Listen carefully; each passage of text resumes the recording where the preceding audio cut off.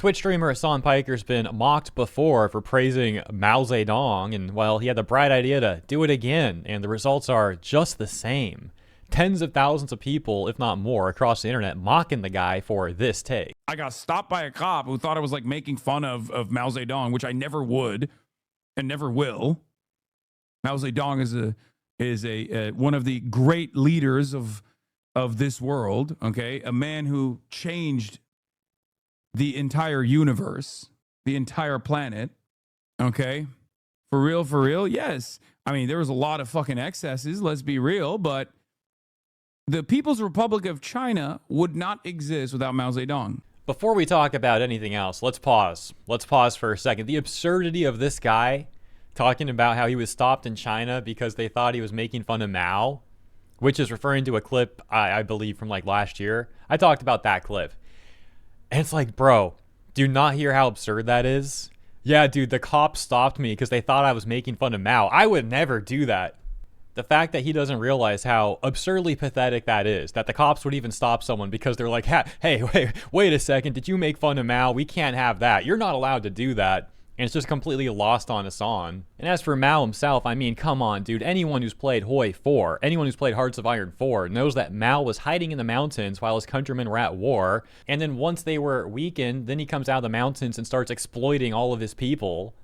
And that's the guy that we're not supposed to make fun of. Don't say anything bad about that guy. And that's not even to mention how he would persecute anyone who was critical of him, and how his policies were such failures that they resulted in mass famine. Also gotta love how Hasan tries to link China's current economic success all the way back to Mao while completely skipping over Deng Xiaoping's reforms. After the clip began to go viral, Hasan then desperately tried posting some damage control, which actually just made him look even worse, and is currently pending a community note. The context to this is the aforementioned clip going viral, and this account that's like a cringe LARPer account responds.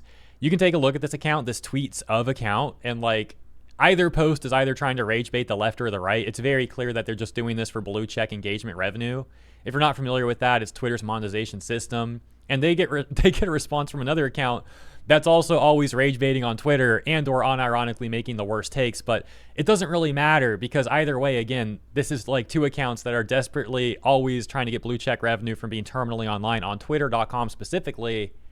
But with that context, yeah, we'll take a look at this. The first one says, Mao Zedong is literally the man responsible for more deaths than anyone in history, more than Hitler, more than Stalin, more than Genghis Khan. But that's okay. You're free to say what you want in America, unlike communist China.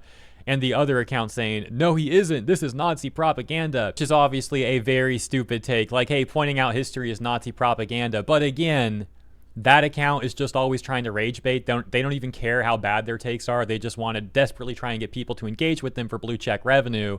So let's just try and get through the context and move on. As this third account, Project Liberal, responds to the other account and says, remember kids, if you don't like Mao, you're a Nazi apparently. And that's what takes us to Hasan's response. He really didn't like that one. Where he says, comparing famine due to mismanagement, or even the violence born out of the Cultural Revolution to the Holocaust, or claiming it's worse, is revisionism. I don't care if you take my joke about never disrespecting Mao seriously or not. You need to recollect your thoughts. It's funny how the only time I've ever seen Hasan act like he cares about Jewish people is when he's using them to try and like water down what Mao did. Like, that's actually so unsurprising. But we have a community note that's it's pending rather, as mentioned. Let's take a look at this one. Historians estimate 15 to 55 million deaths from Mao's Great Leap Forward, often 30 to 45 million including violence. I think that's what that INCL dot means there.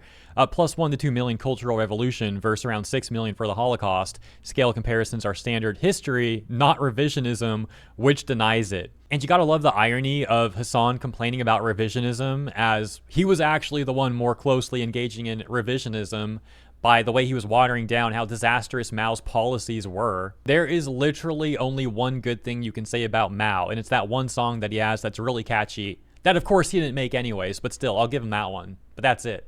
And that takes us to Asmongold thinks Hasan Piker's Mao suit mishap is so bad for the Democrats and that the Democratic Party is over. As this account, DSA Watch, had said Hasan Piker delivers Hitler-style rant in a Mao Zedong suit, And that takes us to the Asmongold clip, which, by the way, quick side note, this is what seems to have started all the recent discourse around Hasan and Mao to begin with. It's this.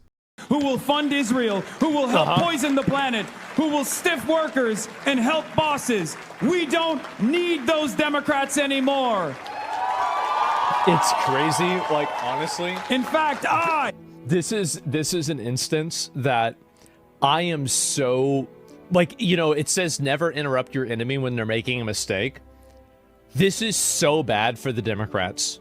I'm sorry, guys, but the optics of having a guy go up there and do a Hitler-style rant in a Mao Zedong suit, this isn't going to play very well in the eyes, in like, you know, every, you know, middle America, you know, like TV, right? Every middle America house, people are going to see this and they're like, well, what the fuck? Get this guy that...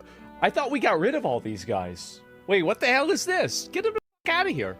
Yeah, they're going to be totally against this. Yeah, deport this guy. Like, what is this? That's what average people are going to see or think whenever they see somebody that does this. I don't know. There's probably a not insignificant amount of people in that demographic who, to be quite frank, wouldn't even recognize the outfit or may not even really know who Mao actually is. But I can say they would probably find Hasan's speech cringe, though. They would certainly find it cringe and try hard and forced, at the very least, if not more. Wow, what, the fat women loved it? Yeah, the fat women loved it. I can see that. I mean, if there's really ever... Oh, no. But now bro's picking his nose. Like, we got to deal with Hasan's cringe, but now we got Asmongold, like, picking his nose. Dude, what even is the internet anymore these days? Been, you know, like, I haven't really... You know, I don't really ever go and say this, but, like, it's kind of obvious who the people that like this kind of stuff is. Asmongold is right about Hasan's crowd, though. The demographic, it's given the exact same energy as when BB No Money went to Twitter trying to flex, and then everyone just took a look at the crowd behind him and started laughing. Anybody who says that, like, Hitler, you know, was a good leader or something like that immediately would be deplatformed, right? I mean, you would instantly get kicked off the, like, wherever. Like, I view the saying Mao Zedong, it's the same thing, right? I mean, Jesus, this guy killed even more people than Hitler did. What's the reasoning here?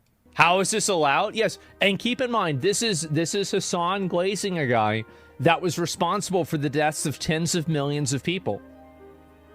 Killed more people than Hitler did. Again, these people don't hate fascism. They want to be the fascists. They want to be the ones holding the gun, telling you to turn around and face the wall. That's what they want to do. The Democratic Party is actually over. It's actually over. It's done, guys. It's done. You've been taken over by a bunch of third worldists. You've been taken over by foreign communist third worldists that support terrorism. And then the people that aren't like that don't even know what gender they are. Welcome to the Democrat Party of 2026. Please vote here. You can either vote for Terry Andy or Lilith. There it is. Those are your two choices. Let me know what you think about the latest. I'll leave it there. Thank you for tuning in. Have a great week ahead, and I'll see you in the next one.